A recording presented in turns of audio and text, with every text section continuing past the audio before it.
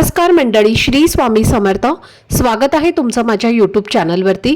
आजचा दिवस तुम्हा सर्वांना खूप छान, सुखाचा, समाधानाचा जाऊ देत, हीच मी स्वामींच्या चरणी प्रार्थना करते आणि आजच्या या नवीन व्हिडिओला सुरुवात करते.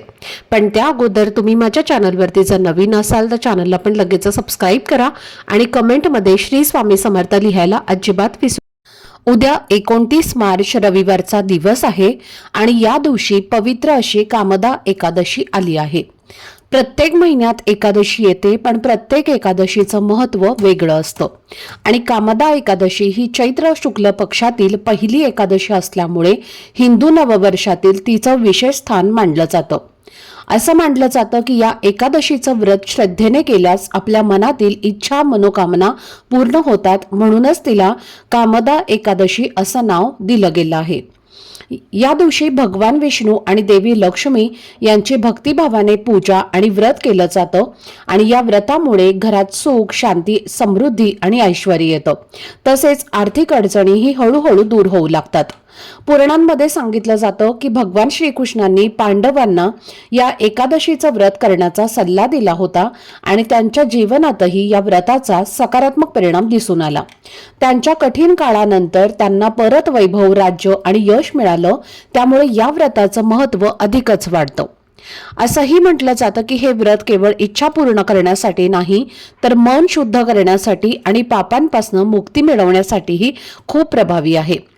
जेव्हा हे व्रत आपण श्रद्धेने, स्वच्छ मनाने आणि चांगल्या हेतूने करतो, तेव्हा देवी लक्ष्मी आणि भगवान विष्णू यांची कृपा आपल्या घरावर होते. घरात सकारात्मक वातावरण तयार होतं आणि कुटुंबात आनंद आणि समाधान वाढतं. आर्थिक अडचणी, कर्ज आणि पैशाच्या संबंधित समस्या असतील तर या दिवशी केलेली पूजा आणि उपाय विशेष फलदायी मानले जातात.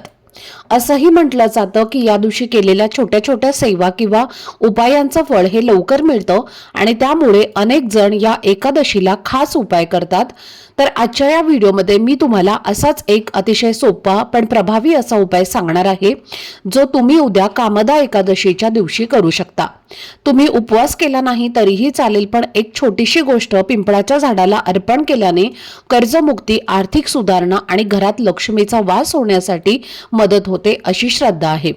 हा उपाय नेमका काय आहे, तो कधी आणि कसा करायचा, याची संपूर्ण सगळी सविस्तर माहिती तुमच्यासोबत मी आजच्या व्हिडिओमध्ये शेअर करणार आहे.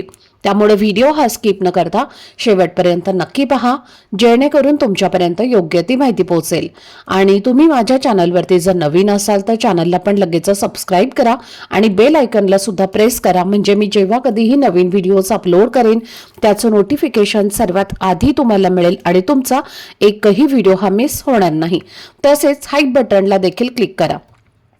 तर आजच्या या व्हिडिओमध्ये मी तुम्हाला एक अतिशय सोपा पण मनापासून केला तर खूप प्रभावी ठरणारा उपाय सांगणार आहे आणि हा उपाय तुम्ही उद्या रविवारी कामदा एकादशीच्या दिवशी करायचा आहे.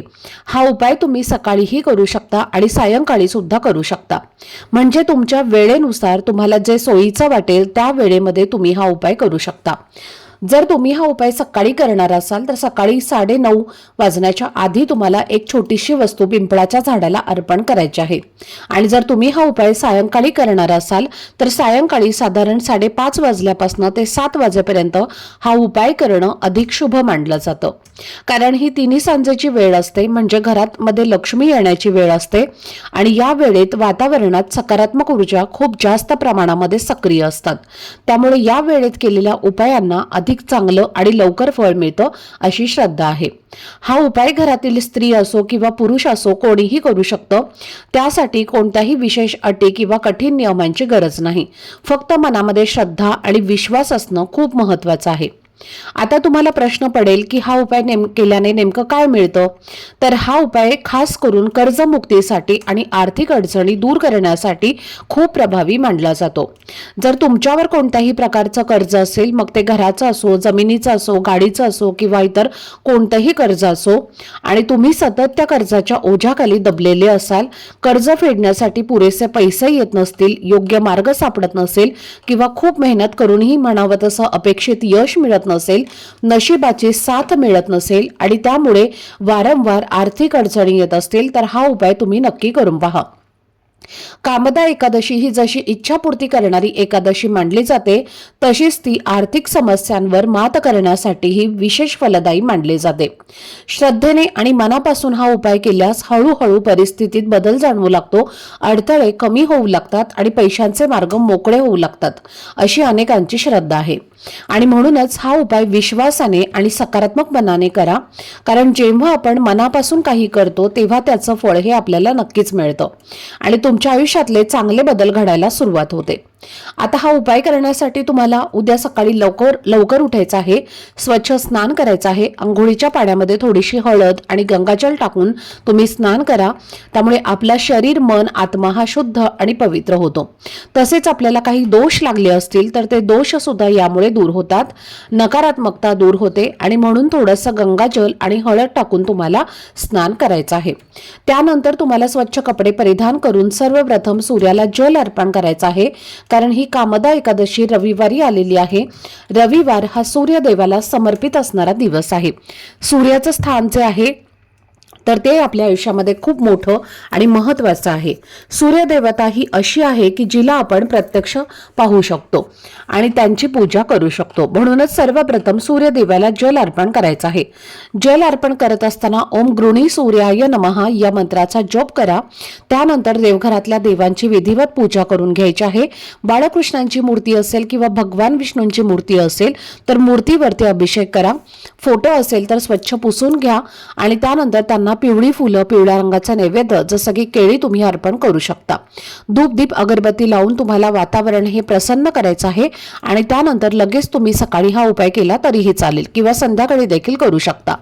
उपाय करण्यासाठी तुम्हाला एक तांब्याचा कलश भरून घ्यायचा आहे. त्यामध्ये स्वच्छ पिण्याचं पाणी घ्यायचं आहे आणि त्यानंतर त्या पाण्यामध्ये आपल्याला चिमूटभर हळद टाकायची आहे आणि 1 चमचाभर गाईचं कच्चं दूध टाकायचं आहे आणि त्यानंतर जो लाल पिवळ्या रंगाचा कलाव्याचा धागा असतो, ज्याला मौली धागा असं म्हणतात, तर तो तुम्हाला घ्यायचा आहे. त्यानंतर हळद, कुंकू, अक्षदा तुम्हाला घ्यायच्या आहेत आणि या सर्व वस्तू घेऊन तुम्हाला पिंपळाच्या वृक्षाजवळ जायचं आहे. तिथे गेल्यानंतर सर्वप्रथम तुम्हाला दिवा प्रज्वलित करायचा आहे. एखादी मातीची पणती घ्यायची आहे, त्यामध्ये मोहरीचं तेल घालायचं आहे. मोहरीचं तेल नसेल तर तूप घाला, तूप नसेल तर इतर कोणतंही तेल तुम्ही घातलं तरीही चालेल आणि असा हा दिवा तुम्हाला तिथे सर्वप्रथम प्रज्वलित करायचा आहे. त्यानंतर या झाडाला तुम्हाला जल अर्पण करायचं आहे. हळद, कुंकू, अक्षदा, फुलं असतील तर ती अर्पण करायची आहेत आणि त्यानंतर या झाडाला 11 प्रदक्षिणा करायच्या आहेत. प्रदक्षिणा करत असताना ओम नमो भगवते वासुदेवाय नमः या मंत्राचा जप करायचा आहे. 11 प्रदक्षिणा करून झाल्यानंतर जो लाल पिवळ्या रंगाचा कलाव्याचा धागा आहे, ज्याला आपण रक्षासूत्र म्हणतो, तर तो तुम्हाला घ्यायचा आहे आणि तो या झाडाच्या खोडाला किंवा फांदीला तुम्हाला बांधायचा आहे. आणि बांधत असताना ओम नमो भगवते वासुदेवाय नमः हा मंत्र म्हणून आपली इच्छा जी आहे तर ती व्यक्त करायची आहे. याचा तुम्हाला खूप मोठा फायदा होईल. त्यानंतर काय करायचं आहे, पिंपळाच्या झाडाचं एक पान घ्यायचं आहे. खाली पडलेलं असेल तर तेच पान घ्या, नसेल तर मग झाडाचं पान तुम्ही तोडू शकता. झाडाचं पान तुम्ही तोडणार असाल तर हे पान तुम्ही कशासाठी तोडत आहात हे तुम्हाला सांगायचं आहे. झाडाची माफी मागायची आहे आणि प्रार्थना करायची आहे आणि त्यानंतर तुम्हाला ते पान तोडायचं आहे. त्यानंतर तुम्हाला पान स्वच्छ धुवून घ्यायचं आहे, थोडंसं कुंकू घ्यायचं आहे आणि त्याच झाडाची काडी तुम्हाला घेऊन तुम्हाला कुंकवाने त्या पानावरती एक स्वस्तिक काढायचं आहे. स्वस्तिकाला मधले 4 डॉट, साईडच्या 2 लाईन सुद्धा आवर्जून घ्यायच्या आहेत. त्या पानाला हळद कुंकू तुम्हाला लावायचं आहे, अक्षदा अर्पण करायच्या आहेत आणि त्यानंतर हे पान घेऊन तुमच्या घराजवळ जे कोणतं मंदिर असेल, देवतेचं मंदिर असेल, देवीचं मंदिर असेल, तर त्या मंदिरामध्ये तुम्हाला जायचं आहे आणि हे पान आपल्या उजव्या हातामध्ये घेऊन आपली इच्छा व्यक्त करायची आहे आणि हे पान तिथे जाऊन तुम्हाला अर्पण करायचं आहे. जर तिथे लक्ष्मीचं मंदिर असेल किंवा मग रामाचं मंदिर असेल, भगवान विष्णूंचं मंदिर असेल, तिथे जा आणि ते मंदिर नसेल तर इतर कोणत्याही मंदिरामध्ये जाऊन तुम्ही हे पान अर्पण करायचं आहे आणि त्यानंतर आपल्यावरती जे काही कर्ज आहे तर ते दूर होण्यासाठी, कर्जातनं मुक्तता होण्यासाठी मनोभावे प्रार्थना करायची आहे. तर अशा पद्धतीने हा छोटासा उपाय जो आहे तर तो तुम्हाला उद्या कामदा एकादशीला करायचा आहे. नक्कीच हा उपाय केल्याने तुमची प्रत्येक इच्छा, मनोकामना जी आहे तर ती पूर्ण होईल. तसेच कितीही मोठं कर्ज असेल तर त्या कर्जातून नक्कीच मुक्तता होण्यासाठी, कर्ज फेडण्यासाठी तुम्हाला योग्य तो मार्ग मिळेल आणि त्या व्यक्तीच्या नशिबाचा भाग्योदय झाल्याशिवाय राहणार नाही। त्याचबरोबर तुम्ही पिंपळ वृक्षाला जल अर्पण करणार आहे, तिथे दिवा लावणार आहे, तेव्हा तिथे तुम्हाला 2 केळी सुद्धा आवर्जून अर्पण करायची आहेत, कारण त्या वृक्षामध्ये साक्षात माता लक्ष्मी आणि भगवान विष्णूंचं निवासस्थान मानलं जातं। या झाडाच्या पानापानामध्ये लक्ष्मी वास करते आणि खोडांमध्ये भगवान विष्णूंचा वास असतो। म्हणून कामदा एकादशीला या झाडाची पूजा केल्याने, या झाडाच्या संबंधित काही उपाय केल्याने नक्कीच आपल्या मनातल्या सर्व इच्छा मनोकामना या पूर्ण होतात। त्याचबरोबर जर तुमच्या घरामध्ये सतत वादविवाद, क्लेश, भांडणं होत असतील, मग ही भांडणं नवरा बायकोची असतील, आई मुलांची असेल किंवा कुटुंबामध्ये इतर सदस्य असेल, त्यांच्यामध्ये सतत वाद होत असतील, तर तुम्हाला उद्या कामदा एकादशीच्या दिवशी शंखामध्ये थोडंसं गंगाजल भरायचं आहे आणि हे गंगाजल आपल्या घरामध्ये तुम्हाला शिंपडायचं आहे। जर तुमच्याकडे शंख नसेल तर एका कलशामध्ये हे गंगाजल घ्या आणि तुमच्या घरामध्ये तुम्ही शिंपडलं तर आपल्या घरात जे काही दोष आहेत ते नक्कीच यामुळे दूर होतात आणि घरात सुख समृद्धी नांदायला सुरुवात होते।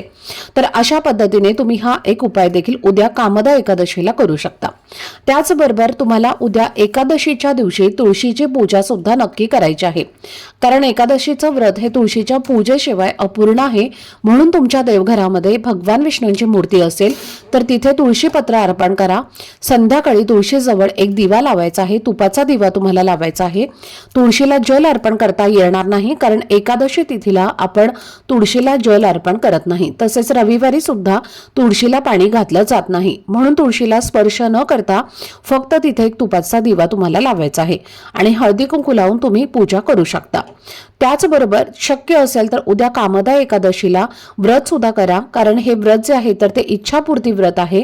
जर आपण व्रताचा संकल्प करून जर एकादशीचा नियम पाळून आपण हे कामदा एकादशीचं व्रत केलं तर नक्कीच आपल्या प्रत्येक इच्छा मनोकामना या पूर्ण होतात। आपल्या पुराणामध्ये सांगितलं गेलं आहे। त्याचबरोबर उद्या घरामध्ये विष्णू सहस्त्रनामाचं पठण तुम्ही नक्की करा, त्याचबरोबर गायत्री मंत्राचं पठण करा। याने काय होतं तर आपल्या घरातील ज्या काही पैशांच्या अडचणी आहेत तर त्या दूर होतात आणि भगवान विष्णूंची अपार कृपा ही आपल्याला प्राप्त होते। त्याचबरोबर उद्या तुम्हाला एकादशीच्या दिवशी एक नियम सुद्धा पाळायचा आहे। जर तुमचं व्रत असेल तर तुम्ही भात खाणार नाही, पण तुमचं व्रत नसेल तरीही तुम्हाला या दिवशी भाताचं सेवन जे आहे तर ते पूर्णपणे वर्ज्य करायचं आहे। शास्त्रानुसार एकादशीच्या दिवशी भात खाण्यास मनाई आहे। असं मानलं जातं की जो कोणी या दिवशी भात खातो त्याला पुढच्या जन्मात सर्प योनीमध्ये त्याचा पुनर्जन्म होतो। म्हणून एकादशीला कधीही भात खाऊ नये असं आपल्या शास्त्रामध्ये सांगितलं गेलं आहे। तर हे काही प्रभावी उपाय आणि सेवाचे आहेत तर त्या उद्या आपल्याला कामदा एकादशीला करायच्या आहेत। तर ही अत्यंत महत्त्वाची माहिती मला तुमच्यासोबत शेअर करायची होती। आजचा हा व्हिडिओ जर तुम्हाला आवडला असेल, माहितीपूर्ण वाटला असेल तर व्हिडिओला लाईक करा, चॅनलवरती नवीन असाल तर चॅनलला सबस्क्राईब करा आणि हा व्हिडिओ आपल्या मित्र परिवारासोबत जास्तीत जास्त शेअर करा। चला तर मग भेटूया पुढच्या अशा एका नवीन व्हिडिओमध्ये। तोपर्यंत सर्वांना श्री स्वामी समर्थ। धन्यवाद।